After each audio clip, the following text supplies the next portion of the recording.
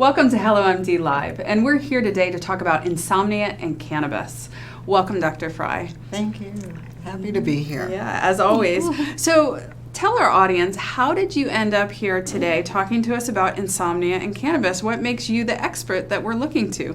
Well, I don't know that I'm the expert, but I've been doing cannabis medicine for a number of years now. I actually started with HelloMD. You were our first doctor, right? I was your first doctor, and it was my first introduction to cannabis medicine. And over the years, I've evaluated thousands of patients. And I bet a lot of them have had insomnia. A lot. Right, because it may not be the main issue, but often it's kind of one of the trickle down, right? It accompanies a lot of other conditions for which patients will seek out cannabis therapy.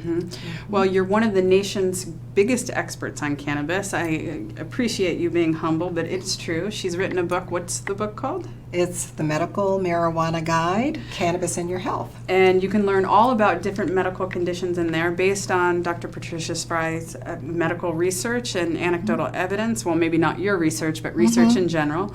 And a big part of that book, I'm sure, includes insomnia, and we'll hear more about that today. It does. Okay, so let's dive in. So the first question we're going to ask is a very common question about insomnia. So how can insomnia impact your health, and what are some reasons people suffer from insomnia to begin with?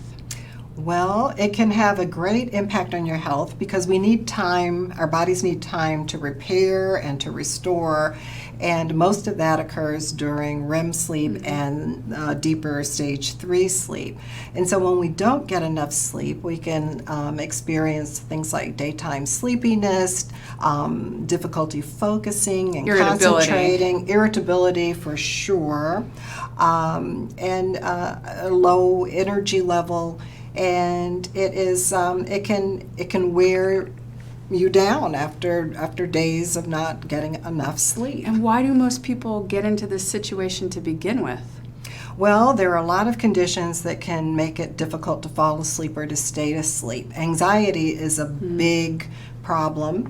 It is something that makes it difficult for a lot of patients to fall asleep, and the anxiety wakes them up in the middle of the night. Patients with chronic pain can be awakened during the night from pain. There's sleep apnea. There are medications that patients take that interfere with the sleep cycle. And what about screen time? What is your take on that? Well, screen time, that's blue light, and blue light is telling the brain that it's daytime and it's time to be awake. So I always recommend to patients that when the sun sets, the lights go down low, and we have to either use blue light blocking lenses or turn those screens off. Yeah, well, I think that sleep is one of the most important things for optimal wellness, and so it is. I hope we can really dig in today and give people some answers. So I'm going to give you a did you know fact. Would you like to hear it? I would. So insomnia is defined by how it affects you, such as drowsiness, difficulty concentrating, headaches, irritability, and by not the amount of sleep you lose at night. I didn't know that. Well, I knew that. I know, because you're the doctor. Okay, she's the doctor. I'm not the doctor. I knew that. There are some people who do just fine with 4 or 5 hours of sleep. Really? It doesn't impact their health negatively? No, and then there are others who cannot function if they don't have a full 8 or 9 hours of sleep. So everyone's system is a little bit different. And how about you? How much sleep do you get? I need 7 to 8. I can do 8 to 10. I would feel great with 10. I just never have the opportunity. Sleep, I always say sleep is absolutely a superpower. It is. Right? If you can sleep, you can handle so much else in life. That's true. Okay, so second question, how does cannabis actually help people with insomnia? Well, in a number of ways. Cannabis, both CBD and THC, can help with falling asleep.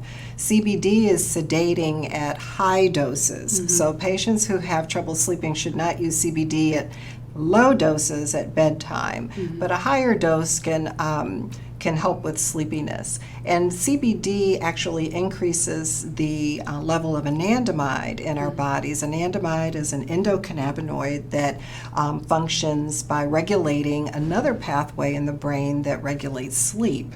So when anandamide levels are elevated, then sometimes patients will have an easier time of falling asleep and staying asleep.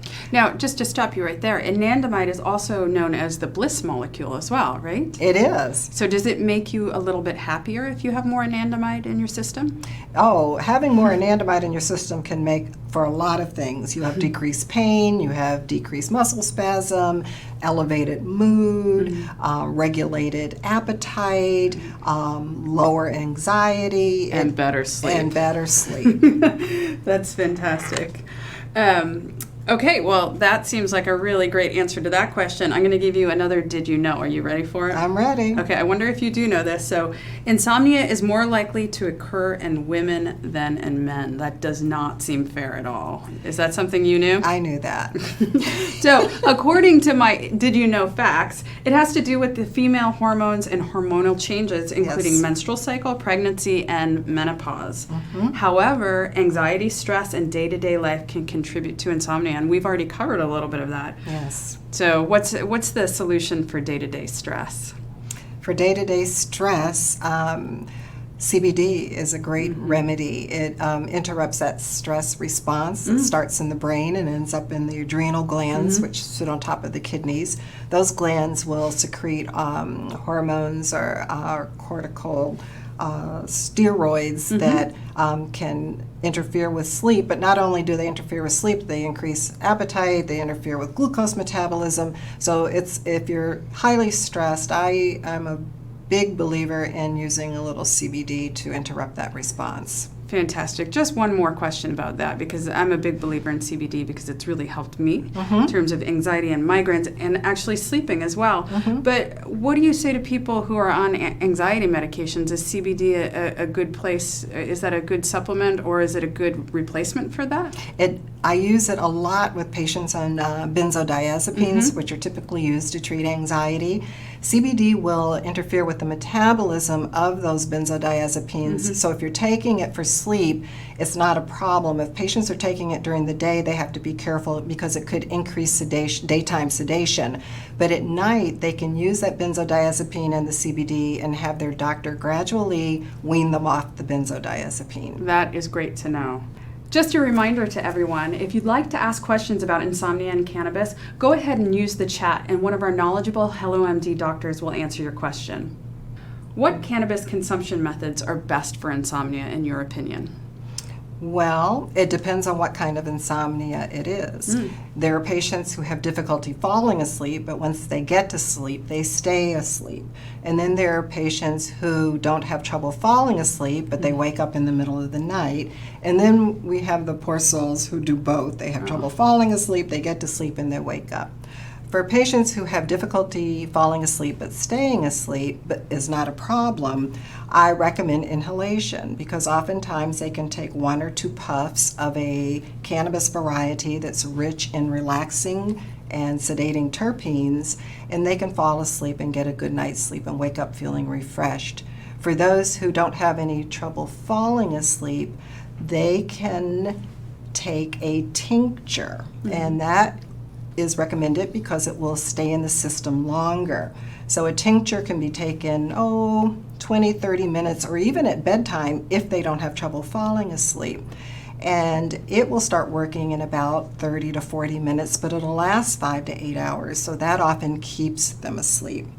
For patients who have difficulty falling asleep and staying asleep, they can combine or layer applications, which just means using more than one type of application to consume the cannabis.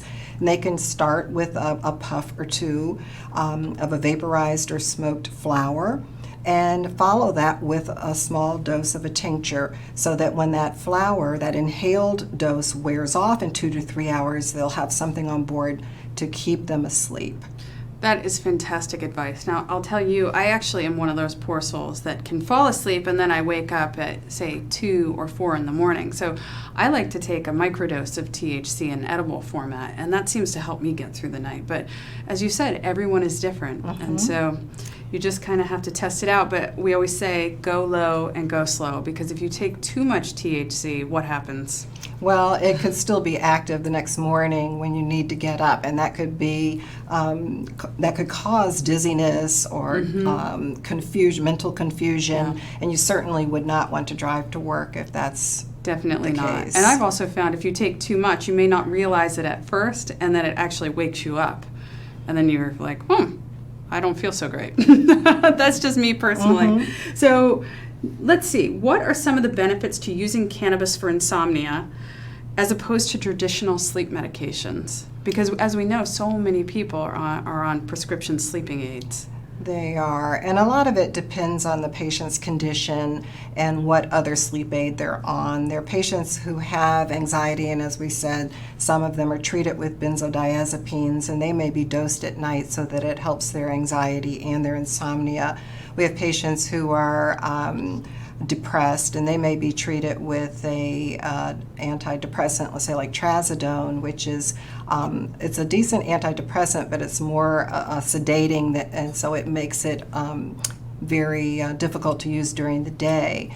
I have found that a lot of the sleep aids cause that morning hangover, where the patient will wake up feeling kind of groggy and not feeling very well. Which sort of defeats the whole purpose of taking a sleep aid, right? It does, and with THC especially, patients generally wake up feeling refreshed. It's a very restful sleep, and if you take the right dose and not too much, you wake up bright-eyed and bushy-tailed and ready to take on the day. I love that. I love being able to take on the day. So remember, if you have questions about insomnia and cannabis, go ahead and type your question into the chat, and one of our knowledgeable HelloMD doctors will answer your question. Okay, right back into an interesting fact. Do you want to know? I want to know. Okay, so the most effective treatment for insomnia so far is cognitive behavioral therapy, otherwise known as CBT. For example, a lot of insomnia comes from the mental anxiety of thinking you're not going to go to sleep. So true. Do you find that a lot with your patients? Yes, we call it sleep anxiety. They don't like fall asleep. Day anxiety isn't enough. It's not enough. They get in the bed and they say, "Oh my God, I'm not going to fall asleep," and then that keeps them awake. Right. Okay. Well, it says here also that talk therapy has shown to have the greatest effect in terms of reprogramming your brain. It can be very effective. There's a lot of mind-body work that patients can do. Things like yoga nidra, doing meditation, doing relaxation techniques. Those are all very helpful in treating insomnia. Well, the interesting thing about what you're saying is that I'm a big believer in the mind-body connection. And in traditional medicine, it seems like we sometimes forget that everything is connected. So I love that you mentioned meditation and yoga, because I know that it helps me get to sleep a little bit better. All right, so what role does the endocannabinoid system play in our sleep cycles? Well, part of the reason that we sleep is because of our endocannabinoid system, which is a neuromodulating system that regulates sleep and appetite and pain and memory and a number of bodily functions. Does it modulate every bodily function? I don't know about every, but a lot. Their receptors are everywhere. There are more cannabinoid receptors in the human brain than any other receptor system. So that's more than dopamine, serotonin, glutamate. And so the endocannabinoid system regulates another system called the adenosine pathway system. And adenosine is something that our bodies produce throughout the day. And as the day goes on, the levels get higher and higher until they're high enough that they deactivate the areas of the brain that keep us awake. Wow. And the endocannabinoid system regulates that. So by increasing anandamide, it can help. Well, what's fascinating, and maybe you can clarify this, is it's such a big system, the endocannabinoid system, and plays such an important role, and yet many doctors don't even know of its presence. That's true. It's not something that's typically taught in medical school. We're starting to make inroads into some of the medical schools and pharmacy schools, but a lot of doctors don't even know of the existence of this very important neuromodulating system. And when you found out about it, what did you think? Were you like, wow. Wow, exactly. Okay, are you ready for another fact? I am. Okay, it seems like you already know a lot of these, but I didn't know all of them, and perhaps you don't too. Okay. Okay, so did you know insomnia is more likely to affect elderly populations.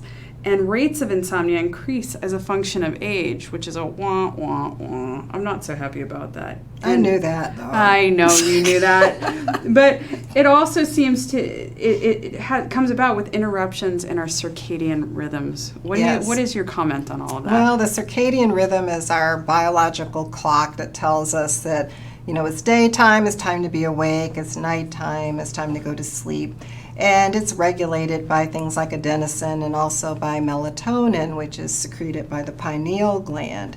And there's certain aging can upset this rhythm, jet lag can upset it, shift work, people working nights. It's thought that patients with autism have a circadian rhythm dysregulation, and teenagers have a rhythm that's all their own. That's why they like to stay up late and sleep late. They sleep and sleep and sleep. Yeah, but as we get older, the melatonin secretion from the pineal gland starts to decrease as we age, and so that can impact our ability to fall asleep. So for those patients, I often recommend taking a very small dose of melatonin, just 2 or 3 milligrams, but 2 to 3 hours before bedtime. Most people who use melatonin take it way too close to bedtime. Interesting. That is a great fact to know. Okay. So now we're going to have an audience question. How can cannabis help with my sleep apnea, which also seems to be a very common problem? Yes, well, THC actually increases the tone of the oral pharynx. The oral pharynx is that back part of your throat that relaxes and collapses during sleep and blocks airflow. And they found it, quite accidentally, that using THC in patients with sleep apnea decreases the number of hypoxic episodes that occur during the night. And that means when you're right? That's that snoring, and then the breathing for a few seconds, and then the gasp. Is just so frustrating. Yeah. So a second audience question. Is it true that cannabis will reduce my REM sleep, my REM sleep, and therefore your ability to dream? It can do that. THC does typically decrease the time you're in REM sleep. Usually it's not significant to interfere with mental restoration and the things the work that goes on during REM sleep. But it's found to be very helpful for patients who have PTSD and they have a lot of nightmares, that decreasing that REM sleep and putting them into a deeper slow wave sleep during the night can help them get a more restful sleep at night. That's fantastic, because nobody wants to have nightmares. No. One of the more unpleasant side effects of sleeping, I might say. So just a reminder to everyone out there, if you have a question about insomnia and cannabis, please feel free to use our chat and type in your question, and one of our knowledgeable doctors will answer. Okay, so here is our final question. Are there long-term consequences to consuming cannabis regularly for better sleep? That's a good question, and I don't think we really fully know the answer to that. But like with anything that you're taking over a long period of time, you can develop what's called habituation or tolerance, requiring more and more of that substance to help you sleep, or not being able to sleep without it. So I recommend to patients to take a little break from their THC every now and then, even if it's just once every other month or so. Use a different sleep aid, or hopefully do some mind-body work to help you go to sleep, and then resume your THC at night. Again, if the doses are kept low, you can often stay on the same dose of cannabis for years and years and years and years. It's when we get up into higher doses that we can start to develop a tolerance or a habit with it. So. And so just to clarify with that, if you're talking about taking a tolerance break, how long should that be? I have found that not using cannabis for 3 or 4 days is enough for your body to release these receptors. What happens is when you take a lot of, especially THC, the endocannabinoid system goes, oh, whoa, there's way too much cannabinoid around here. we're going to regulate this by shutting down some of these receptors. And that's how you develop tolerance to cannabis. Right. But if you take that break, then the system is a little more comfortable. It says, oh, there's not so much cannabinoid here. We're going to release some of these receptors. And then you almost immediately become more sensitive That's to it. fantastic. And better sleep. Better sleep, and usually a lower dose. Yeah. So when patients do that, they often will end up on a dose lower than they were taking before. So less expensive, Less too. expensive, yes. So take your tolerance breaks every now and again. Okay, so we're going to have one last did you know fact. Are you ready for it? And I'm ready. Then we're going to go for a wrap. Okay, so did you know people who don't sleep enough are more likely to have bigger appetites? I did know that. Yeah, this is due to low leptin levels, which is the appetite regulating hormone. It's also due to increases in 2-AG, which is another endocannabinoid. Interesting. And so when patients are sleep deprived, there's one study that showed an increase in circulating 2-AG, and 2-AG stimulates the appetite and overeating. Well, thank you so much for joining us for this episode of Insomnia and Cannabis. And thank you, Dr. Frye, for giving so much knowledge to me and everyone out there. Please join us next week for another episode of Ask a Doctor. All right, have a good one.